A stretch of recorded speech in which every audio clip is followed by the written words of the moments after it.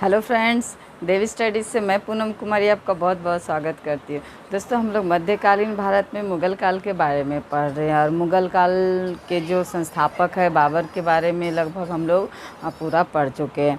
आज स्पेशली इस वीडियो में जो है यानी इस क्लास में हम लोग जो है बाबर का पुत्र यानी मुग़ल वंश का जो द्वितीय शासक है हुमायूं, उसके बारे में जानेंगे। यानी उसके विजय अभियान, उसके संघर्ष, उसके यानी जन्म से लेकर के उसके मृत्यु तक जो है उसके जीवन के सभी तथ्यों को जानने का हम लोग आज इस क्लास में प्रयास करेंगे। तो आइए सबसे पहले हुमायूं के जो शासनकाल है यानी उसका टाइम पीरियड क्या है, पहले हम लोग वो जानते हैं।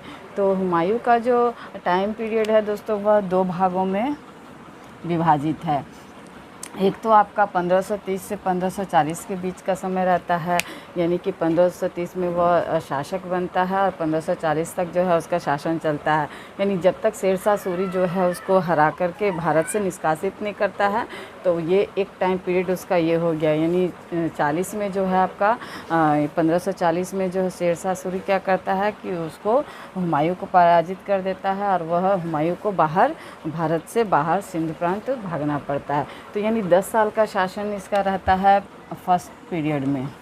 फिर जो है सेकंड पीरियड इसका होता है, यानी कि 1555 में पुनः भारत आता है और 56 में फिर जो है यानी 1 साल के बाद ही जो है इसकी मृत्यु हो जाती है। तो ये इसका दूसरा पीरियड है। तो कुल मिलाकर 1530 से 1556 के बीच इसको कह सकते हैं कि इसका शासनकाल जो है हुमायूं का चला। तो सबसे पहले आइए हम लोग इस हुमायूं के जन्म से संबंधित बातों को जो है जानने का हम लोग प्रयास करते हैं। तो दोस्तों, हुमायूं का जो जन्म है आपका 6 मार्च 1508 में काबुल में होता है। यानी कि इनका जन्म जो है काबुल में होता है 1508 में, यानी 6 मार्च 1508 में। और इनके पिता तो पता ही है कि ये बाबर के पुत्र है, तो इनके पिता बाबर रहते हैं। इनकी माता जो है दोस्तों, उनका नाम माहम बेगम रहता है। तो कई एग्ज़ाम्स में इनकी माता से रिलेटेड प्रश्न भी पूछे गए हैं, तो इनकी माता का नाम भी जो है ध्यान रखिएगा। इनका जो मूल नाम है दोस्तों, वह नासिरुद्दीन मोहम्मद रहता है। नासिरुद्दीन मोहम्मद हुमायूं। तो कई बार जो है शासक के जो मूल नाम बचपन के नाम से भी प्रश्न जोड़ करके पूछा जाता है। तो इनका जो मूल नाम रहता है वह नासिरुद्दीन मोहम्मद हुमायूं रहता है। और इनका जो राज्याभिषेक है दोस्तों, वह आपका 30 दिसंबर 1530 को आगरा में होता है। तो 26 दिसंबर को हमने देखा था पिछले वीडियो में कि 26 दिसंबर को जो है आपका बाबर की जो है मृत्यु होती है। तो मात्र 4 दिन बाद जो है इसका राज्याभिषेक होता है। यानी 30 दिसंबर 1530 को इनका राज्याभिषेक होता है। आगरा के किले में इनका राज्याभिषेक होते हैं। तो जब ये शासक बनता है, राजा बनता है, तो इसके सामने कई चुनौतियां रहती है दोस्तों, क्योंकि जिस क्षेत्र से आया रहता है वहाँ नियम रहता है कि सभी भाइयों में जो है जो साम्राज्य का विस्तार होता है। हालांकि जो बाबर रहता है वह अपने जीते जी ही जो है हुमायूं को जो है उत्तराधिकार सौंप देता है, यानी उत्तराधिकारी घोषित कर देता है। किंतु वह मरने से पहले यह भी कह के जाता है कि जो भी उसका साम्राज्य है वह सभी भाइयों में वह बांट ले। तो यहाँ पे क्या होता है कि जब बाबर की मृत्यु होती है और यह राजा बनता है हुमायूं, तो वह क्या करता है अपने सभी भाई, यानी कि जो हुमायूं है 4 भाई रहता है, यानी हुमायूं के अलावा 3 भाई और रहते हैं और एक बहन भी रहती है। तो वो क्या करता है कि अपने भाइयों के बीच जो है अपने साम्राज्य का विस्तार हुआ, यानी साम्राज्य का बंटवारा हुआ करता है। तो उसका जो भाई रहता है एक कामरान और अस्करी, इसकी माता गुलरुख बेगम रहती है।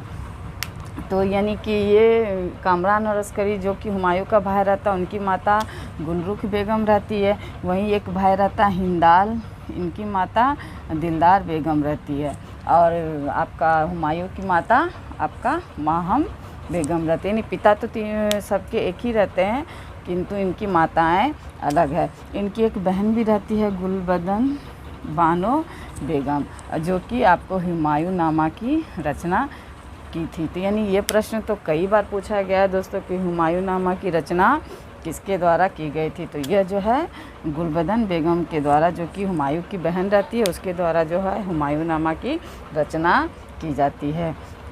तो इन सभी भाइयों के बीच वह क्या करता है, हुमायूं की साम्राज्य का विस्तार करता है, कि जिसमें कि कामरान और अस्करी को तो है, यानी कामरान को काबुल और कंधार का क्षेत्र दे देता है शासन करने के लिए, और अस्करी को जो है संभल का क्षेत्र वह देता है शासन करने के लिए। वहीं जो हिंदाल को वह यानी जो कि दिलदार बेगम का पुत्र रहता है, उसे वह मेवात का क्षेत्र देता है शासन करने के लिए।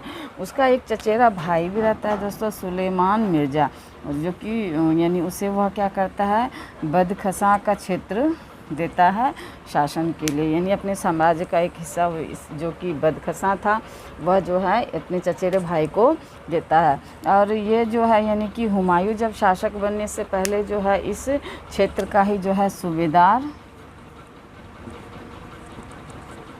रहता है, यानी बदखसा क्षेत्र का सूबेदार वह पहले से रहता है, यानी शासक बनने से, यानी बाबर जिस टाइम जिंदा थे उस समय इस क्षेत्र का ये हुमायूं जो है सूबेदार रहते हैं। कहा जाता है कि बाबर जिन जिन युद्धों में जाता था, यानी पानीपत के प्रथम युद्ध से लेकर के आपका भारत में उसके द्वारा जो भी युद्ध किए गए, उन सारे युद्धों में जो है वह हुमायूं को साथ में रखता था।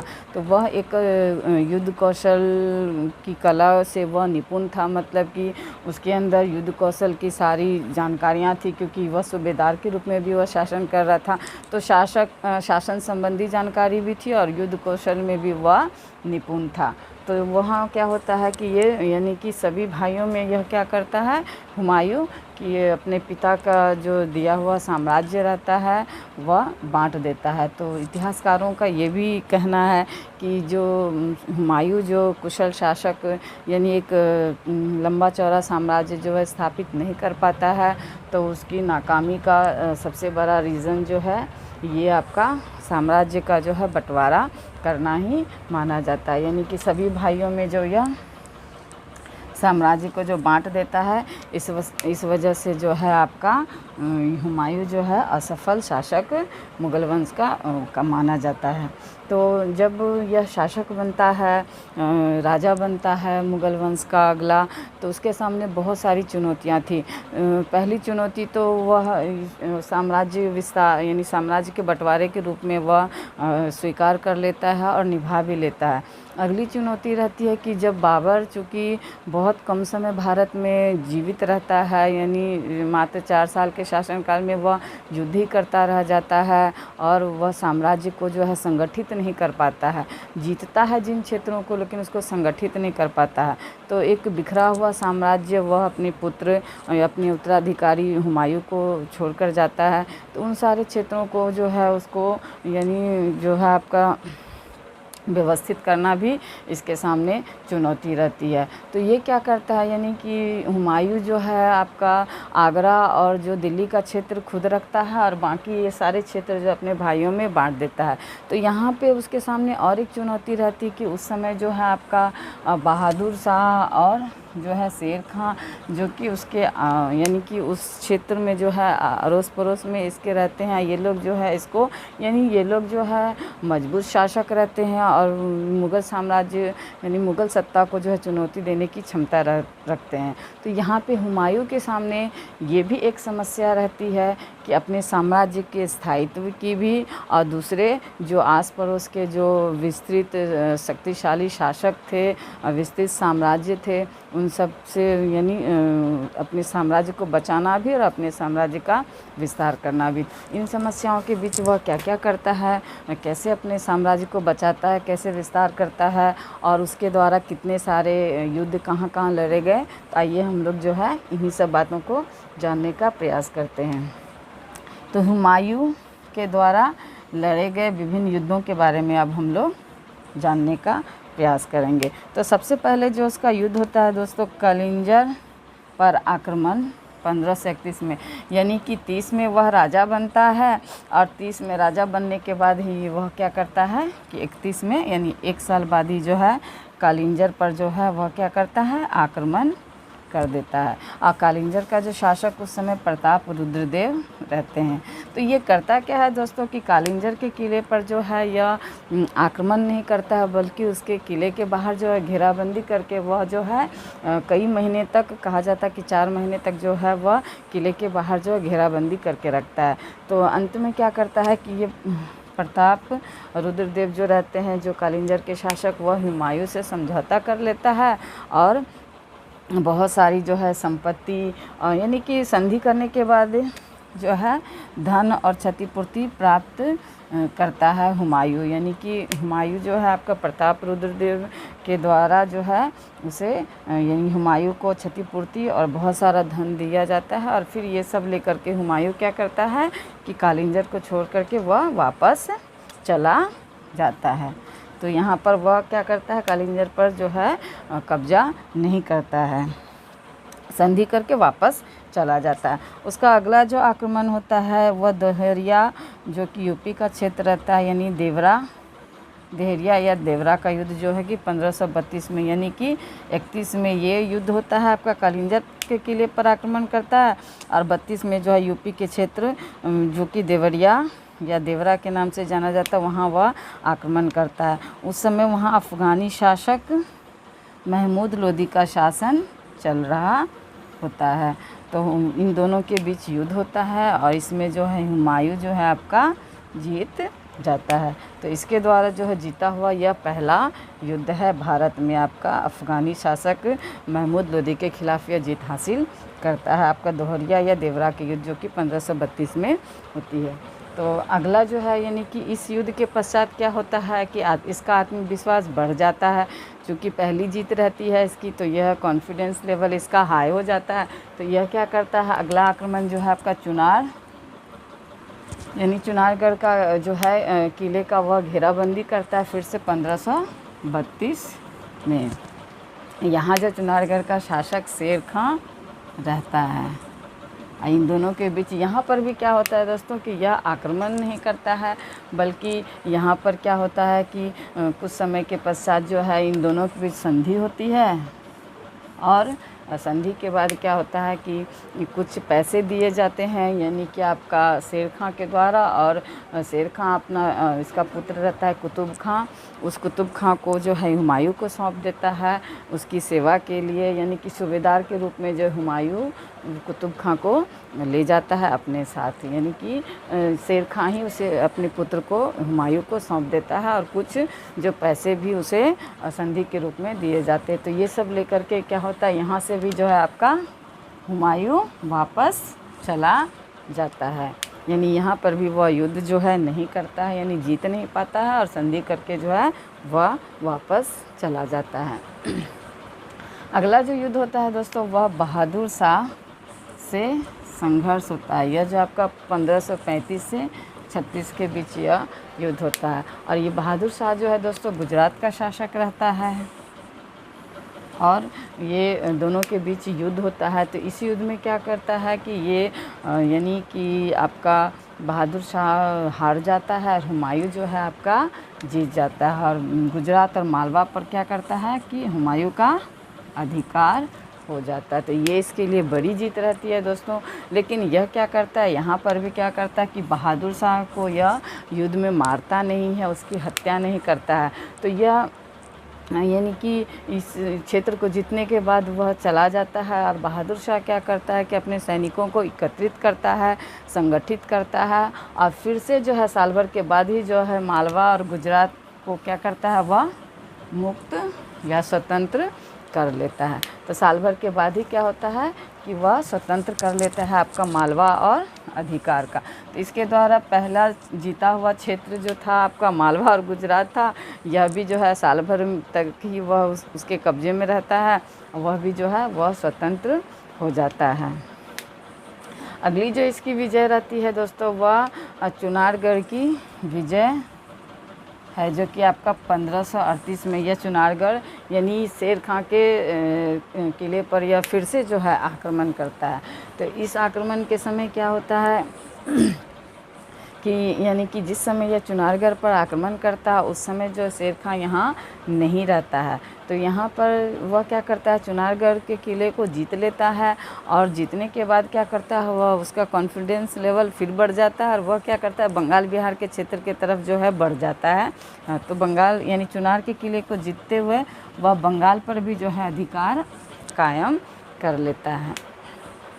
तो यहाँ पर क्या होता है कि जब वह बंगाल और बिहार का विजय कर रहा होता है तो वहाँ पर उसका जो भाई रहता है हिंदाल, ये हिंदाल जो कि दिलदार बेगम का बेटा रहता है, जिसे वह मेवात का क्षेत्र देता है शासन करने के लिए।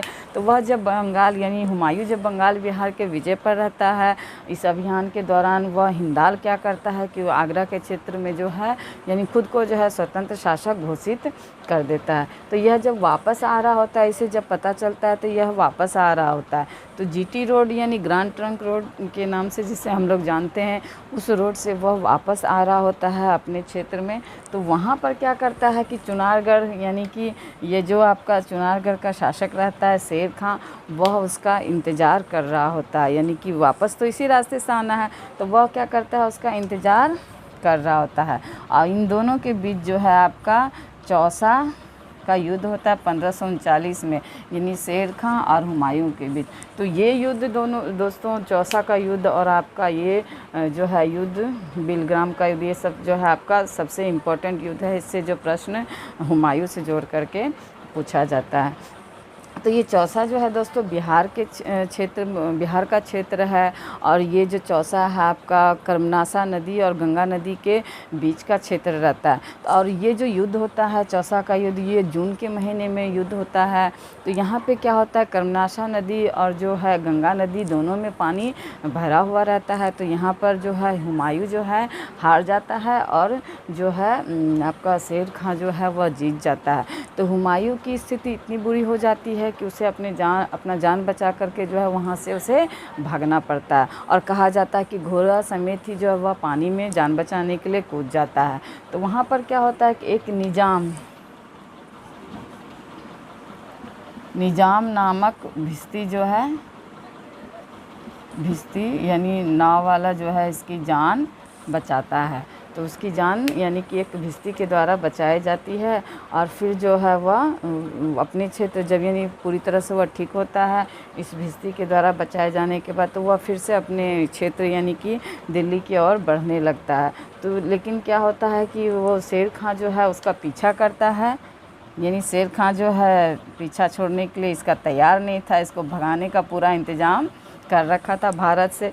तो ये शेर खां फिर से उसका पीछा करते हुए कन्नौज में यानी कन्नौज या बिलग्राम का युद्ध होता है आपका 1540 में। यानी 1539 में आपका चौसा का युद्ध हुआ और 1540 में आपका बिलग्राम का युद्ध हुआ। तो ये यानी बिलग्राम के युद्ध में यहाँ पर क्या होता है कि हुमायूं जो है बुरी तरह से पराजित हो जाता है, शेर खां जो है जीत जाता है। और शेर खां जो है जीतने के बाद क्या करता है, यानी जब शेर खां जीत जाता है और हुमायूं हार जाता है, तो हुमायूं जो है पश्चिम के रास्ते भाग जाता है भारत से बाहर, वह जो है सिंध प्रांत चला जाता है। तो इस युद्ध के बाद ही कहा जाता है कि शेर खां जो है शेरशाह की उपाधि धारण करता है। तो यहाँ से क्या होता है, यानी 1540 में जो है वह भारत से बाहर भगा दिया जाता है हुमायूं। उसके बाद वह क्या करता है कि यानी 1540 से 1555 के बीच जो है निष्कासित जीवन जीता, यानी भारत से जो है वह बाहर ही जो है निष्कासित जीवन जीता है आपका 40 से 55 के बीच। इस पीरियड में जब वह बाहर रहता है यानी सिंध प्रांत में रहता है, तो वहाँ पर क्या होता है कि हिंदाल जो इसका भाई रहता है, उस भाई का एक गुरु रहता है मीर अली अकबर, उसकी पुत्री रहती है आपका हमीदा बानो, उसके साथ जो है वह यानी हुमायूं क्या करता है विवाह कर लेता है। और इस हमीदा बानो से ही जो आपका पुत्र उत्पन्न होता है यानी अकबर का जन्म होता है। तो आगे हम लोग अकबर वाले जब क्लास अकबर के बारे में पढ़ेंगे तो उसमें हम लोग इस चीज़ के बारे में यानी विस्तृत रूप से हम लोग जानने का प्रयास करेंगे। तो यानी कि हिंदाल के गुरु मीर अली अकबर की पुत्री से वह विवाह कर लेता है। यानी निष्कासित जीवन जो जिस पीरियड में वो जी रहा होता है उसी पीरियड में वह विवाह करता है। उसी पीरियड में क्या होता है कि ईरान के शाह रहते हैं, वह हुमायूं की मदद करने का जो है आश्वासन देते हैं, किंतु उनकी एक शर्त रहती है कि वह जो है शिया धर्म को अपना ले। यानी कि इस्लाम जो है 2 भागों में विभक्त रहता है आपका, 2 संप्रदायों में, एक शिया और एक सुन्नी। तो जो है ईरान का जो शाह रहता है वह हुमायूं को ऑफ़र करता है कि आप जो है शिया संप्रदाय से जुड़ जाइए और हम जो है आपकी मदद करेंगे। तो इसके पहले क्या होता है दोस्तों कि कई बार जो है हुमायूं जो है अपने भाइयों से मदद मांगता है, यानी जो ये कामरान और अस्करी और हिंदाल ये सब से मदद मांगता है, किंतु इसके भाई जो थे वो मदद करने के लिए यानी मदद नहीं करते हैं। तो यहाँ पे जब आपका ये ईरान का शाह जब मदद करने के लिए तैयार होता है तो यह क्या करते हैं कि पुनः भारत पर विजय की योजना बनाते हैं, यानी भारत के तरफ बढ़ने का वह जो है प्रयास करते हैं। तो यानी तब तक क्या होता है कि यहाँ जो है शेर खां की भी मृत्यु हो चुकी होती है, उसके पुत्र की भी मृत्यु हो चुकी होती है, और यहाँ पर जो है यानी सत्ता जो है बिखराव की स्थिति में रहती है। तो वह 1555 में मच्छीवाड़ा का युद्ध करता है। वापस जब आता है वह भारत हुमायूं, तो 1555 में मच्छीवाड़ा का युद्ध करता है और जो है वह पंजाब को जीत लेता है। यानी दोबारा जब भारत में प्रवेश करता है तो पंजाब को जीतने के साथ ही वह प्रवेश करता है। उसके बाद जो है 1555 में ही जो है वह सरहिंद का युद्ध करता है। तो इस युद्ध के बारे में भी बहुत पूछा जाता है दोस्तों। तो ये जो 1555 में सरहिंद का युद्ध करता है उस समय जो है आपका यानी कि आगरा और दिल्ली पर जो है सिकंदर सूरी का शासन चल रहा होता है। तो सिकंदर सूरी को वह क्या करता है, सरहिंद के युद्ध में पराजित करता है और दिल्ली और आगरा पर क्या करता है कि वह फिर से जो है अधिकार कर लेता है। यानी कुल मिलाकर जो है वह फिर से सत्ता जो है उसके हाथ में आ जाती है। दिल्ली और आगरा पर जो है उसका फिर से शासन, यानी दोबारा से जब वह भारत में अपनी सत्ता को स्थापित करने में कामयाब हो जाता है। किंतु उसका दुर्भाग्य ऐसा होता है दोस्तों कि वह मात्र 1 साल बाद ही यानी कि 1555 में यह दोबारा फिर से सत्ता स्थापित करता है और 1556 में जो है आपका दिन पना जिसका निर्माण इसी के द्वारा यानी कि हुमायूं के द्वारा ही करवाया जाता है। तो इस दिन पना के पुस्तकालयों की सीढ़ी से गिर कर के जो है उसकी मृत्यु हो जाती है। तो कई इतिहासकार जो है इसे भाग्यहीन हुमायूं के नाम से भी पुकारते हैं, यानी कि ज़िंदगी भर यह जो है संघर्ष करता रहा और जब इसके सुख भोगने का टाइम आया तो यह जो है सुख भी नहीं भोग पाता और इसकी जो है मृत्यु सीढ़ियों से गिर कर के हो जाती है। तो इस प्रकार जो है यानी यह जो है इससे रिलेटेड और एक प्रश्न जोड़ कर के पूछा जाता है कि मतलब मुग़ल काल का ऐसा कौन सा शासक था जो ज्योतिष विद्या में विश्वास करता था। तो यही हुमायूं ही दोस्तों रहता है जो कि ज्योतिष विद्या में सबसे ज़्यादा जो है विश्वास करता। और कहा जाता है कि यह 7 दिन में जो है 7 रंग के कपड़े बदलता था, यानी कि अपने दिन को अच्छा करने के लिए, बेहतर करने के लिए जो यह दिन के हिसाब से है जो वस्त्र ग्रहण करता था। यानी उस रंग के किस दिन किस रंग के वस्त्र पहनना चाहिए यह ज्योतिष शास्त्र के अनुसार ही वह पहनता था ताकि वह उसका दिन जो है अच्छा जाए, बेहतर जाए। लेकिन उसका दुर्भाग्य उसका दिन अच्छा नहीं जाता है बल्कि उसका जो है बुरा ही हो जाता है, क्योंकि वह सुख भोग ही नहीं पाता है।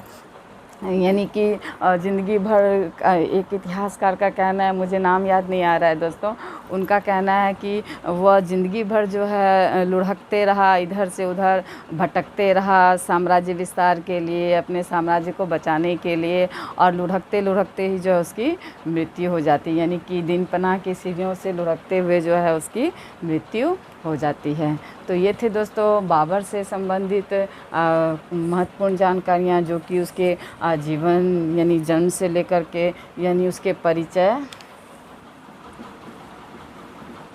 परिचय से लेकर के जो है आपका उसके द्वारा जो लड़े गए विभिन्न युद्ध है, सभी जो संघर्ष उसके जीवन काल में किए विभिन्न शासकों के साथ, तो वो सारे के बारे में हमने इस क्लास में जाना। अगली क्लास में हम लोग जो है शेरशाह सूरी के बारे में पढ़ेंगे, क्योंकि इस चैप्टर से भी यानी शेरशाह सूरी से जोड़ कर के भी प्रश्न जो है अक्सर पूछे जाते हैं। तो ये थे हुमायूं से संबंधित कुछ महत्वपूर्ण जानकारियाँ जो इससे एग्ज़ाम्स में प्रश्न पूछे जाते हैं। अगले क्लास में जो है हम लोग शेरशाह सूरी के बारे में जानेंगे। तो मुझसे जुड़े रहिए। इतिहास को बेहतर ढंग से जानने के लिए, इतिहास को बेहतर ढंग से समझने के लिए मैं जो आप लोगों को स्टेप बाय स्टेप यानी क्रमानुसार जो है आपको इतिहास बताऊंगी, जो कि यानी क्रमानुसार इतिहास पढ़ने से क्या होता है कि ज़्यादा समय तक जो है आपको याद रहता है, यानी दिमाग में जो है सेट होता है। तो इतिहास तो क्रमानुसार ही पढ़ने की चीज़ है। अदर किसी भी सब्जेक्ट को आप कहीं से भी उठा के पढ़ लो तो आपको उसका ज़्यादा यानी कि फ़र्क नहीं पड़ेगा, लेकिन इतिहास जब तक आप क्रमानुसार नहीं पढ़ोगे तो आपको वह बेहतर तरीके से समझ में नहीं आएगा। तो इतिहास को क्रमानुसार ही पढ़ा जाता है और इसलिए मैं कह रही हूँ कि मुझसे जुड़े रहिए। मैं आप लोगों को क्रमानुसार ही आगे लेकर के जाऊँगी। तो मुझसे जुड़ने के लिए बहुत बहुत धन्यवाद।